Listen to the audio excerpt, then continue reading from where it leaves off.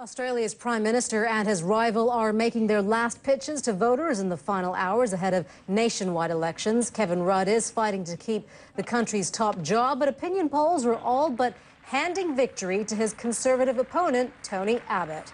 Well, the opposition has capitalised on fighting within the government that saw Mr. Rudd take back the leadership of the Labor Party just months ago. Well, let's bring in Paul Murray. He's political commentator for Sky News Australia. He joins us now live from Sydney. Paul, thanks a lot for being with us. If opinion polls are anything to go by right now, it seems as though Tony Abbott is probably polishing off his victory speech.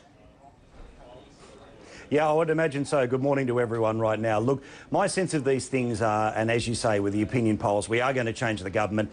Probably this time tomorrow night is when the result's going to be very clear in Australia. This result has been not in doubt for a long time because of that infighting that you mentioned between the current Prime Minister, who was the former Prime Minister, and the one in between, the first female Prime Minister of Australia, Julia Gillard. The government, while it has been successful in a couple of major policy areas, and Australia has remained internationally relatively competitive, the problem has been this deep infighting that has resulted in serious problems for the government, and we're just coming out of a hung parliament situation. So if nothing else, the size of this change of government is going to reflect a want for Australians to have a clear majority and a government that has a clear authority to deal with the problems as we see them.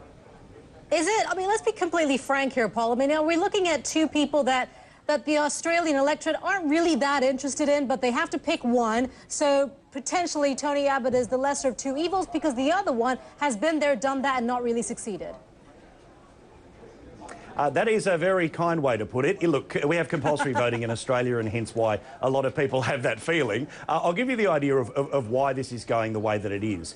Kevin Rudd is a person who backs himself very strongly. He's known to have a very healthy ego, and that's something that Australians will tolerate for a certain period of time until that person seems to stop listening to the concerns of the average Australian, and that largely has been the reason. Tony Abbott has been a very effective opposition leader. He is a Conservative, and in Australia there are deep chasms between the progressive peoples who have had some control over Parliament, but frankly have taken Australia probably a little too far to the left. So, as always in Australia, every few elections there is a correction. Australia is a conservative nation, and I don't mean that in a backward sense. We are just a traditionalist and conservative nation. So every now and then we will move forward, but every now and then we make a big switch to recorrect things, and that's what's going to happen tomorrow. What about from an international standing, in terms of foreign policy? Which one seems to have the stronger ideals when you're, say, from the outside looking in?